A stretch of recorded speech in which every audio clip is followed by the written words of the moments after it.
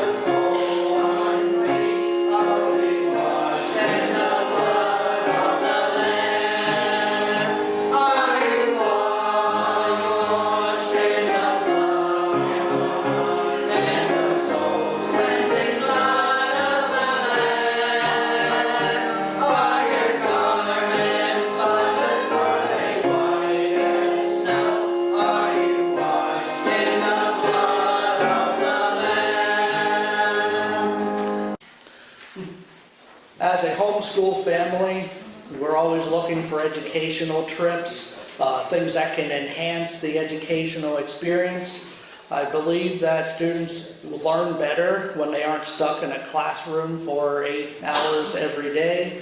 So through the years, we have been fortunate to go to several museums and places like that, just to get outside of the house and to learn the things that are in the world.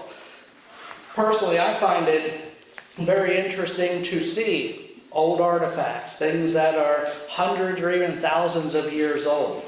People are often interested in the history of the things that they love. For instance, I'm sure everyone here knows I absolutely love baseball.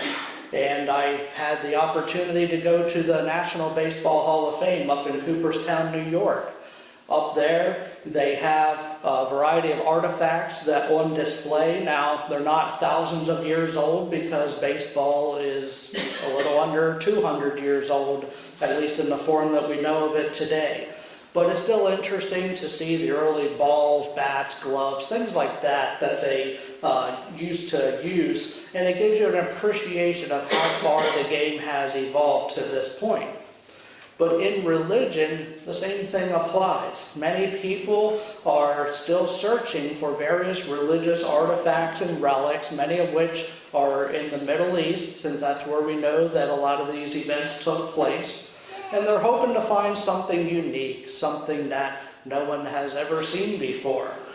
Through the years, there have been stories of Christian artifacts being uncovered, some of which seem to be authentic. Others we tend to question the authenticity a little more.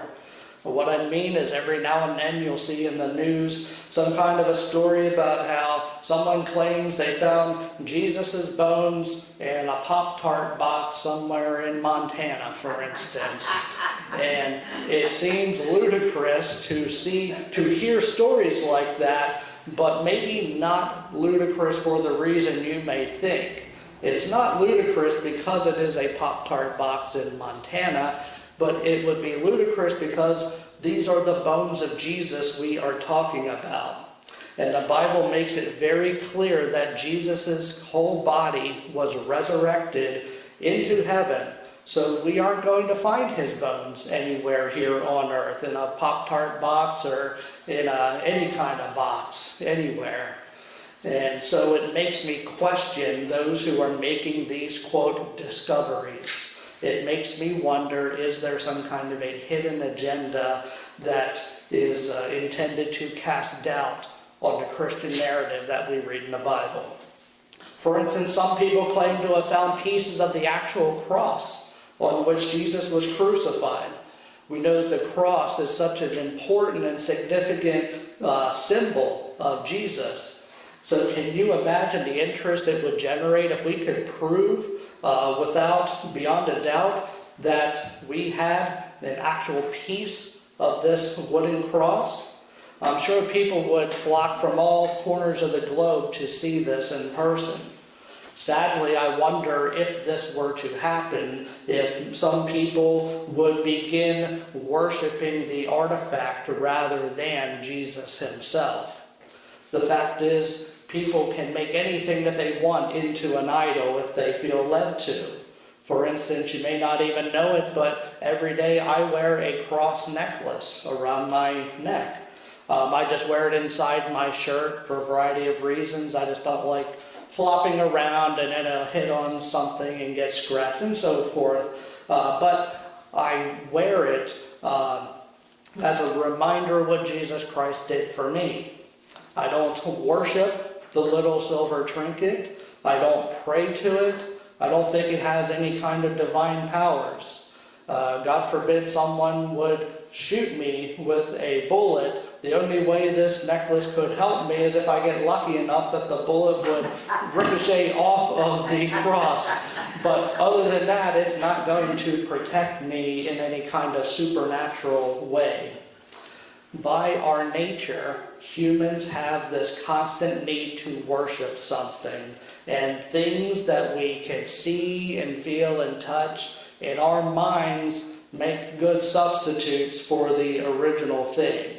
But it is the cross of Jesus Christ that I'd like to focus on this morning. And we will continue our look in the Gospel of Mark.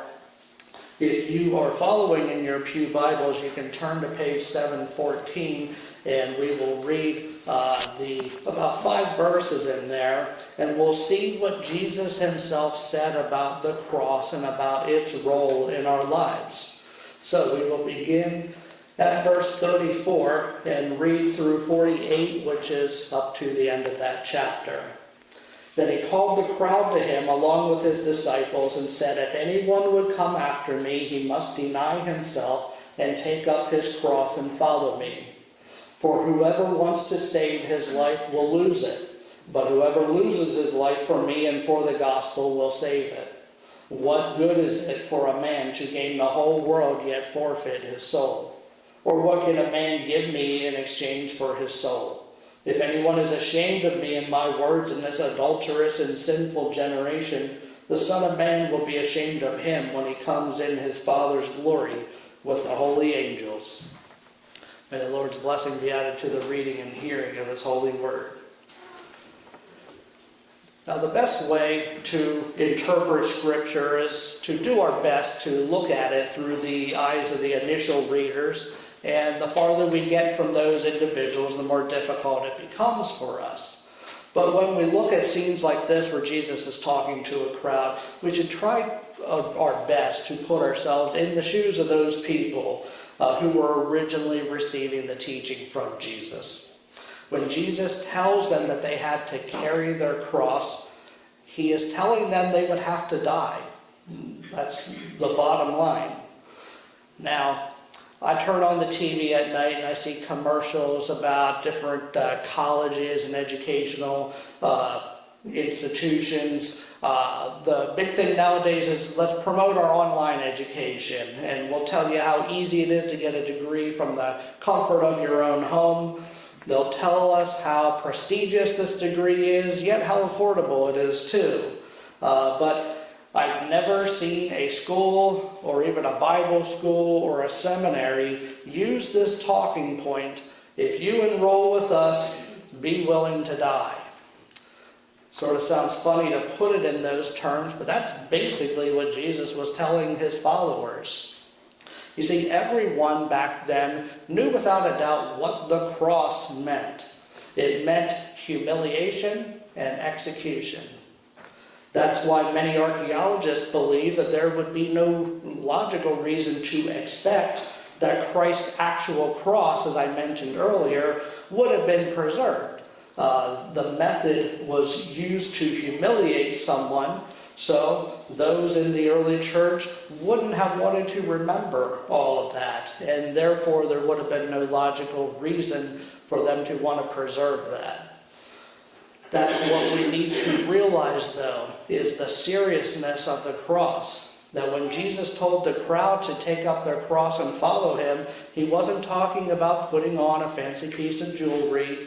He meant you had to be willing to undergo a very serious, life-changing transformation. And there is nothing more transforming than going to the cross and losing your life. There's no question about what the cross means. And whereas there were many times that we read in the Bible that Jesus' teaching was misunderstood, this is one teaching that was very, very well understood. And that is why even Peter understood what Jesus meant, and he rebuked Jesus for Jesus saying he was going to go to the cross and that everyone else was going to have to as well. The cross is not about promoting our own agenda. Since the cross is a method of execution, it means this is a sentence that must be carried out. To put it in modern day terms, no one asked to go to the electric chair. If you ever get caught up in the beauty of the cross, where you see these ornately crafted ones in a Christian bookstore, just imagine a small electric chair instead. Would you wear a small electric chair around your neck? Or would you display one as a nice decoration on your wall? You probably wouldn't do this unless that electric chair meant something very significant to you. And when we encounter the cross as a decoration, it should be a somber and solemn decoration that should even inspire in us a sense of sorrow, because that is what the cross was intended to bring. Nothing more than sorrow and grief and pain. Imagine what Peter must have been thinking. Just a minute ago, in Mark 8, Peter was visibly upset for suggesting he would have to be killed, and now Jesus goes one step further, and Jesus says, you thought it was bad when I said I'd have to go die? Well, if you follow me, you're going to have to be willing to go die too. How do you think that went over? Probably like the proverbial lead balloon. That's why I don't think there were many smiling faces that day whenever Jesus was telling them this information. Recently, I had a discussion with a man who goes to church, but he also likes to watch the TV preachers. Some are good, some maybe not so much. And he believes, based on what one of these preachers said, that the amount of money that you give to the church has some kind of at least a loose connection to the extent that God will bless you in life. I was shocked when he told me that he believed this and that this was preached on television. I told him I can't think of a single positive guarantee on earth that the Bible promises us by coming to him or giving money to his church. But we couldn't come to an agreement, so he changed the subject and we talked about something else.